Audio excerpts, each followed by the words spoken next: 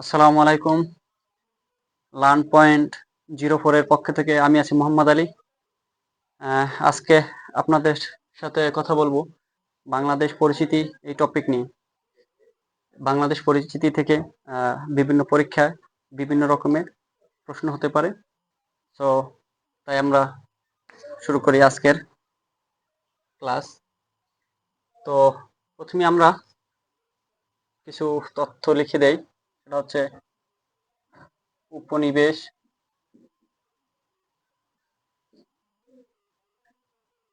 উপনিবেশ।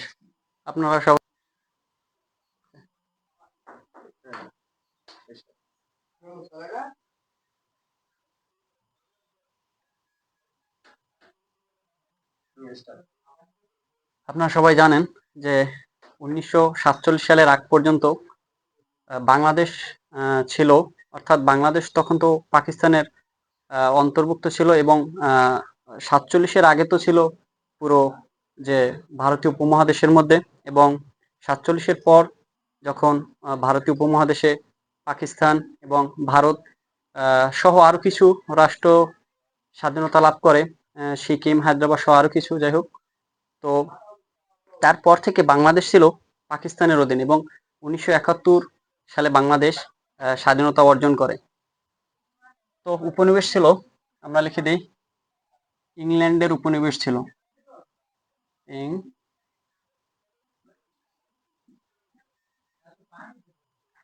ইংল্যান্ডের উপনিবেশ।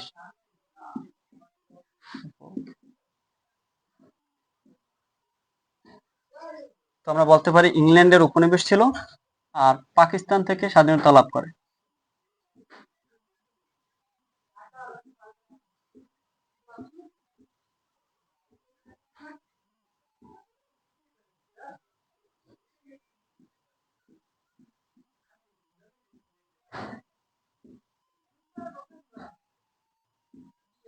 স্বাধীনতা লাভ করে।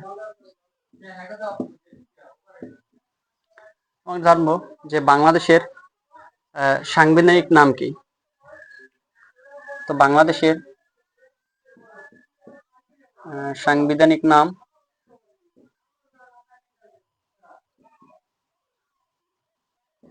সবাই জানেন। বাংলাদেশের সাংবিধানিক নাম হচ্ছে গণপ্রজাতন্ত্রী বাংলাদেশ। লিখে দিই,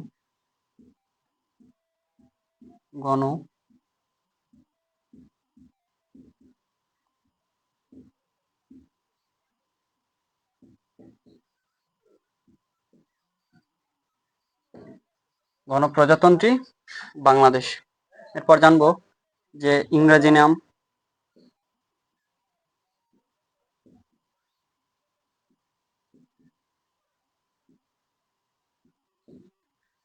the people's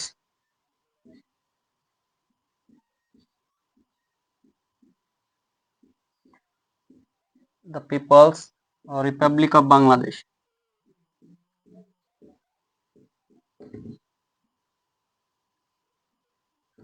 the People's Republic of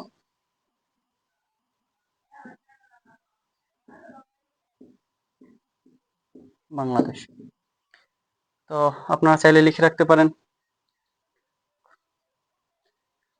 তাই আমি এগুলো মুছে দেই।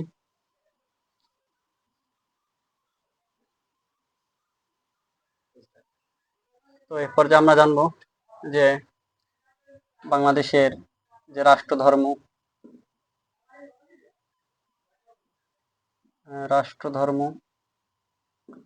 রাষ্ট্রধর্ম জানেন আপনারা, ইসলাম।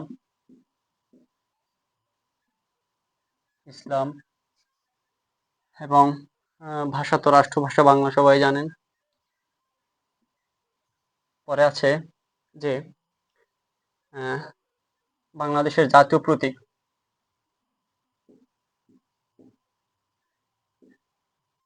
জাতীয় প্রতীক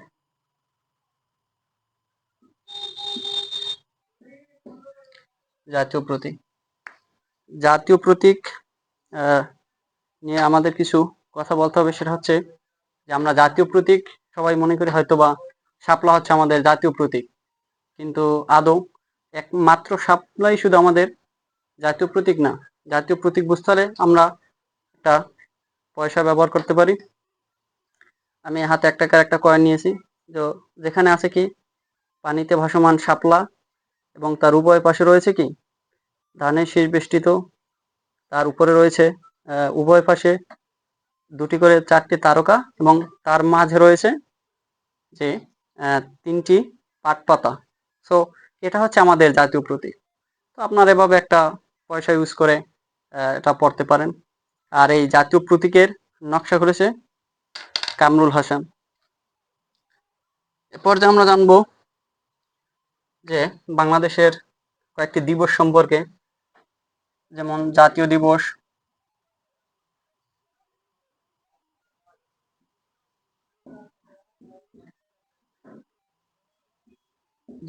হচ্ছে জাতীয় দিবস এবং যে স্বাধীনতা দিবস।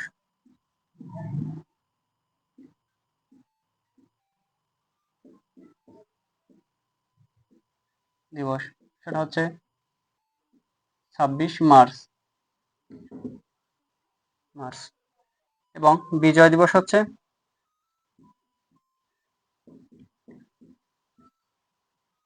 16ই ডিসেম্বর। তো অনেকে আমরা এটাকে গুলিয়ে ফেলি যে আসলে জাতীয় দিবস কবে আর যে বিজয় দিবস কবে, তো অথবা স্বাধীনতা দিবস কবে। তো জাতীয় দিবস যেটা আর স্বাধীনতা দিবস একই জিনিস, 26শে মার্চ, আর বিজয় দিবস হচ্ছে 16ই ডিসেম্বর। তো এ পর্যায়ে আমরা দেখব যে বাংলাদেশের যে আশেপাশে যে সমস্ত রাষ্ট্র রয়েছে তাদের এবং কোন কোন রাজ্য রয়েছে সেগুলো সম্পর্কে। এক্ষেত্রে আমাদের একটা মানচিত্র অঙ্কন করতে হবে। তো আমরা মানচিত্র অঙ্কন করছি।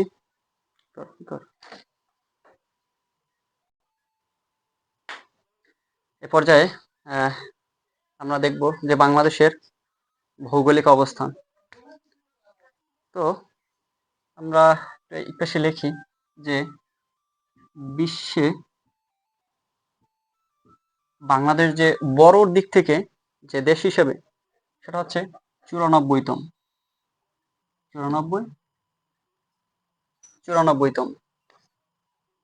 এবং যদি বাংলাদেশ আশেপাশে যেসব রাজ্য আছে সেগুলো আমরা দেখি, তো বাংলাদেশের 3 দিক ঘিরে রয়েছে ভারত, এবং এক পাশে রয়েছে মায়ানমার এবং অপর পাশে তো বঙ্গোপসাগর। তো আমরা লিখে দিই। তো মানচিত্রের প্রথমে আমরা একটু আইডেন্টিফাই করব দিকগুলা। আমি আরো একটা পর্বে বলেছিলাম এই বিষয়টি, তো আমরা একটু লিখে নিই।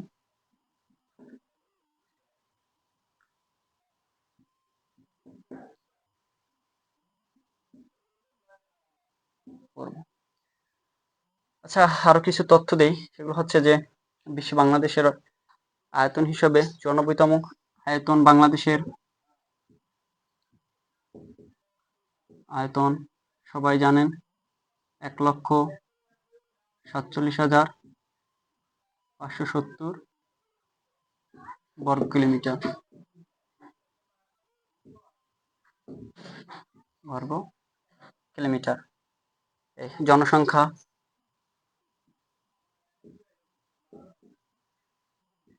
জনসংখ্যা 17,10,00,000। এটা হচ্ছে একেবারে লেটেস্ট যে অর্থনৈতিক সমীক্ষা 2024 অনুযায়ী। অর্থনৈতিক সমীক্ষা 2024 অনুযায়ী।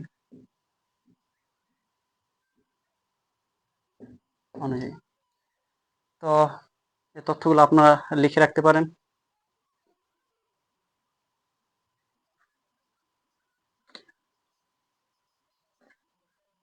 এবার আমরা একটু দেখব যে বাংলাদেশের ভৌগোলিক দিক দিয়ে কোন জায়গায় অবস্থান করছে বাংলাদেশ।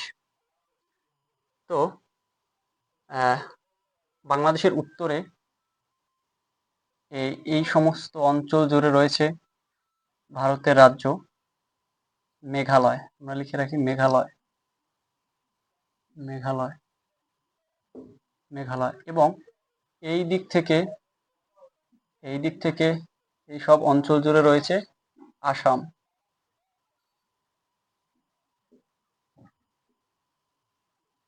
আসাম এবং বাংলাদেশের এই দিকটায় অর্থাৎ কুমিল্লা থেকে বা কুমিল্লার আশেপাশে ত্রিপুরা, ত্রিপুরা এবং চট্টগ্রামের যে আশেপাশে যদি এই দিকটা কল্পনা করি আমরা, তবে এর এই পাশে রয়েছে, এই দিকটা রয়েছে, সেটা হচ্ছে মিজোরাম, মিজোরাম এবং যে রাঙামাটি, রাঙামাটির যে এই সাইডটা রয়েছে মিয়ানমারের সাথে, মিয়ানমার।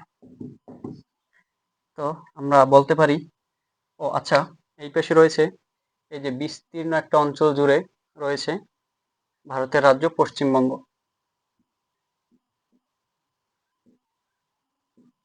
পশ্চিমবঙ্গ, পশ্চিমবঙ্গ। তো পরীক্ষা এভাবে আসতে পারে যে ভারতের কয়টি রাজ্য বাংলাদেশের সাথে সীমান্ত অবস্থান করছে। তো সেক্ষেত্রে আমরা বলবো পশ্চিমবঙ্গ, মেঘালয়, আসাম, ত্রিপুরা এবং মিজোরাম, অর্থাৎ 5টি।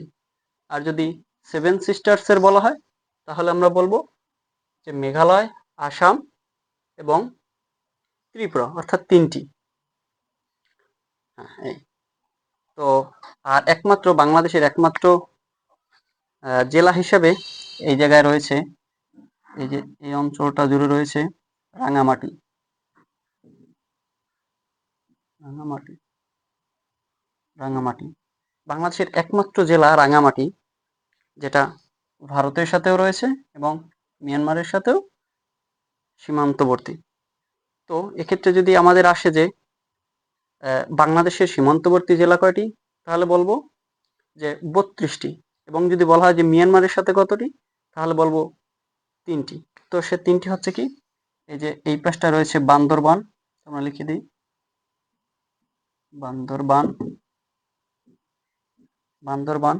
এবং এই যে এই কিছু অঞ্চল জুড়ে এখানে রয়েছে কক্সবাজার, তো লিখে দিই কক্সবাজার। এই 3টা যে বাংলাদেশের জেলা, এই 3টা হচ্ছে মিয়ানমারের সাথে সীমান্তবর্তী। তো আমরা এই পর্যায়ে আছে আরো কিছু তথ্য জানবো।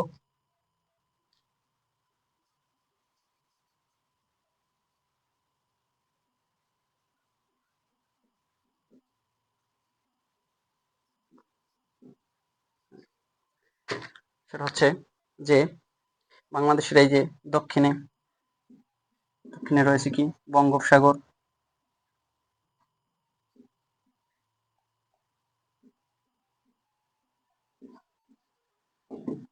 বঙ্গোপসাগর, বঙ্গোপসাগর। আর বঙ্গোপসাগরের সবচেয়ে গভীরতম যে জায়গা বা গভীরতম যে খাত, সেটাকে বলা হয় সচপ্ন গ্রাউন্ড। তো এই তো ভৌগোলিক অবস্থা। এবার আমরা বাংলাদেশ সম্পর্কে কিছু জানবো, যে বাংলাদেশের প্রশাসনিক বিভাগ কতটি, জেলা কতটি, এগুলো সম্পর্কে। তো বাংলাদেশের বিভাগ তো আমরা জানি, প্রশাসনিক বিভাগ 8টি। প্রশাসনিক, প্রশাসনিক বিভাগ, বিভাগ 8টি। বাংলাদেশের প্রশাসনিক বিভাগ 8টি, জেলা রয়েছে 64টি, এটা সবাই জানি। তো নাই লিখলাম। সবচেয়ে বড়, বাংলাদেশের ভেতরে সবচেয়ে বড় যে জেলা, সেটা হচ্ছে এই যে এই পজিশনে দেখাইলাম, যে যেটা ভারতের সাথে এবং মিয়ানমারের সাথে রিলেটেড, সেটা হচ্ছে রাঙামাটি, রাঙামাটি, রাঙামাটি। তো এই রাঙামাটি হচ্ছে বাংলাদেশ সবচেয়ে বড় জেলা, এবং ছোট জেলা হচ্ছে এই যে এই পজিশনে, অর্থাৎ এই পজিশনে তো কুমিল্লা, তো এই জায়গায় অবস্থান করছে নারায়ণগঞ্জ, নারায়ণগঞ্জ। নারায়ণগঞ্জ হচ্ছে বাংলাদেশের সবচেয়ে ছোট জেলা। তো আমরা আরো কিছু তথ্য দেখব।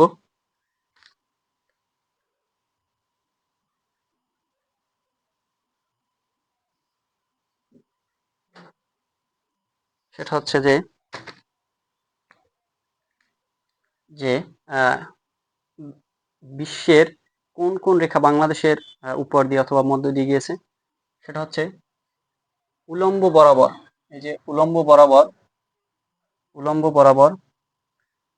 বরাবর গিয়েছে, সেটা হচ্ছে 90 ডিগ্রি দ্রাঘিমা রেখা। আমরা লিখে দিই উলম্ব বরাবর। এই যে একেবারে উলম্ব বরাবর, অর্থাৎ এই জায়গায় রয়েছে শেরপুর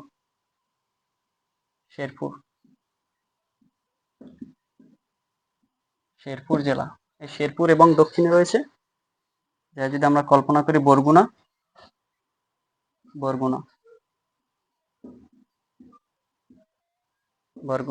তো এই উলম্ব বরাবর যে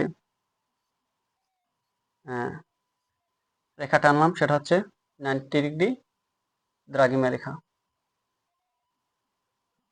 90 ডিগ্রি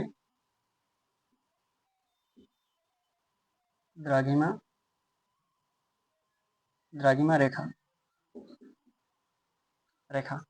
এবং বাংলাদেশের এই পজিশনে রয়েছে চুয়াডাঙ্গা। আমরা লিখে রাখি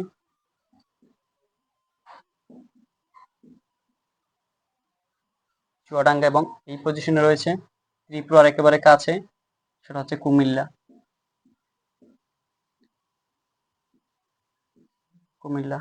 এই দুই জেলাকে মিলিত করেছে কর্কট ক্রান্তি রেখা। আমরা লিখে রাখি দুই জেলাকে মিলিত করেছে কর্কট ক্রান্তি রেখা।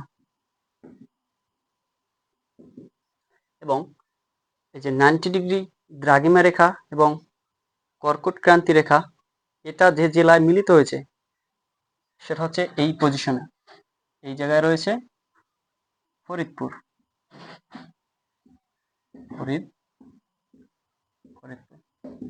তো আমরা এই স্লাইড থেকে কি পেলাম, যে 90 ডিগ্রি দ্রাঘিমা রেখা বাংলাদেশের কোন কোন জেলা দিয়ে অতিক্রম করেছে, সেটা হচ্ছে দক্ষিণে এই যে বঙ্গোপসাগরের কাছে, সেটা হচ্ছে বরগুনা, এবং উত্তরে শেরপুর। এবং যে কর্কট ক্রান্তি রেখা, সেটা অতিক্রম করেছে পশ্চিমে চুয়াডাঙ্গা এবং পূবে কুমিল্লা, আর মিলিত হয়েছে সেটা হচ্ছে এই যে ফরিদপুরের সাথে। তো এই পর্যায়ে আমরা দেখব বাংলাদেশের সর্বদক্ষিণে, সর্ব উত্তরের এবং সর্বপশ্চিমের যে জেলাগুলো রয়েছে সেগুলো সম্পর্কে।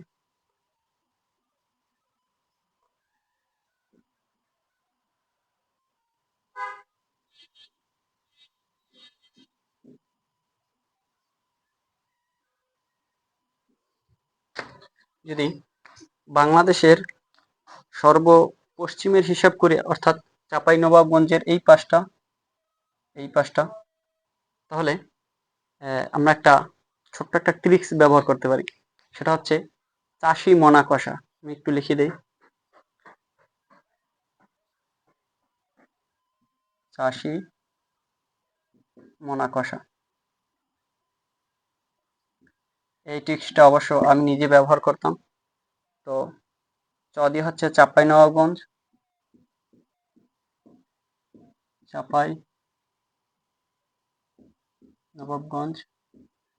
এই অর্থাৎ যদি আমরা লিখি তাহলে হবে শিবগঞ্জ।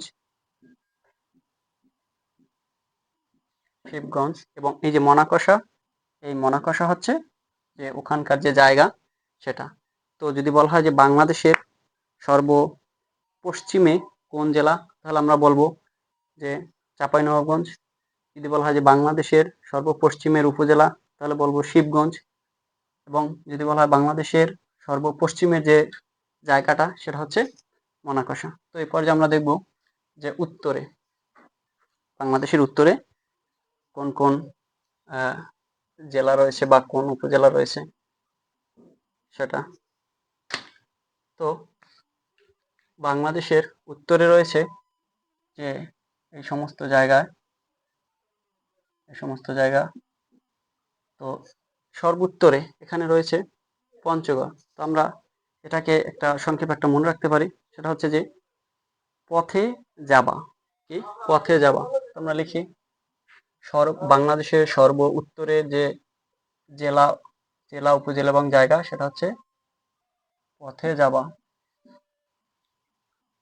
পথে যাবা অর্থাৎ এই পদই হচ্ছে পঞ্চগড়,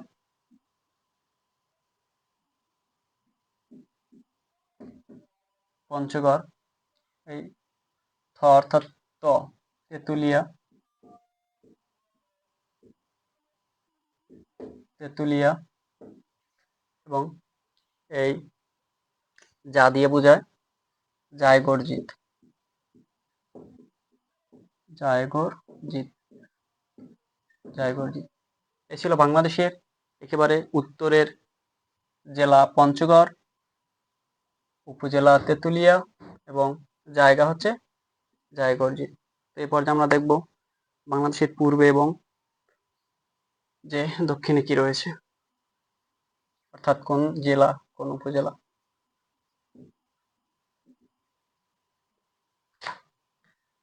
তো এখানে রয়েছে বাংলাদেশের সর্ব পূবের পয়েন্ট। তো এখানে এটা মনে রাখার ট্রিক্স হচ্ছে যে বান্দর থামা, অর্থাৎ ব দিয়ে বোঝায় বান্দরবান, বান্দরবান। থ দিয়ে বোঝায় থানচি,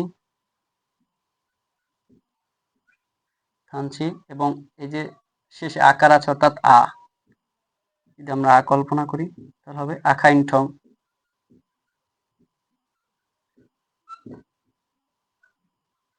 আখাইন ঠং।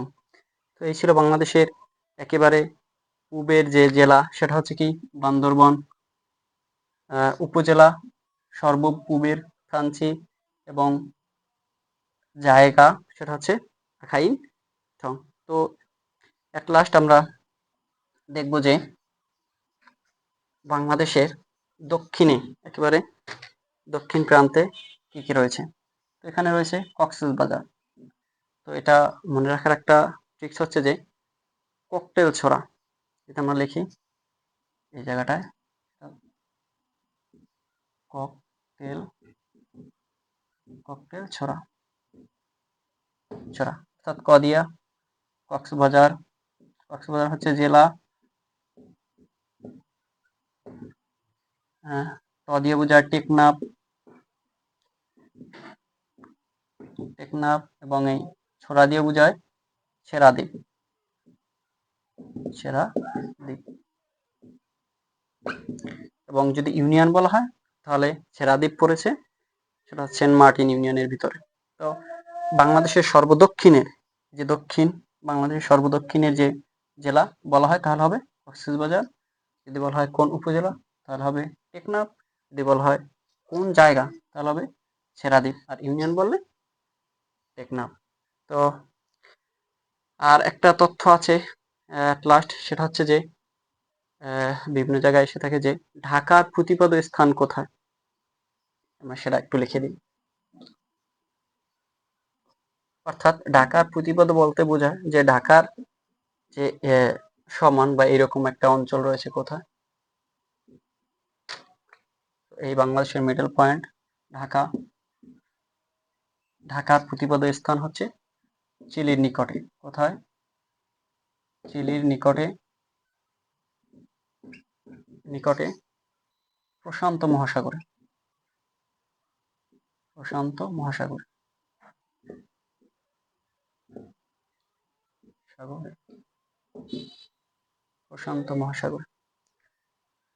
তো এই ছিল আজকের ক্লাস, যেখানে আমরা দেখেছি যে বাংলাদেশের ভৌগোলিক অবস্থান, বাংলাদেশের জনসংখ্যা, বাংলাদেশের আয়তন, বাংলাদেশের প্রশাসনিক কাঠামো, এবং বাংলাদেশের ভেতর দিয়ে কোন রেখা অতিক্রম করেছে, কোথায় মিলিত হয়েছে, বাংলাদেশের সবচেয়ে বড় জেলা, সবচেয়ে ছোট জেলা, সর্বপশ্চিমের জেলা, সর্বপশ্চিমের উপজেলা সহ দক্ষিণ পূর্ব সকল স্থানের। তো আমার মনে হয় যদি এভাবে আপনারা চিত্র অঙ্কন করে তারপর যদি পড়া হয় তাহলে অবশ্য মনে হয় আপনাদের উপকৃত হবে, এবং আশা করি সবাই এভাবে পড়বেন এবং তাহলেই বিভিন্ন পরীক্ষায় কমন পাবে। ধন্যবাদ সবাইকে।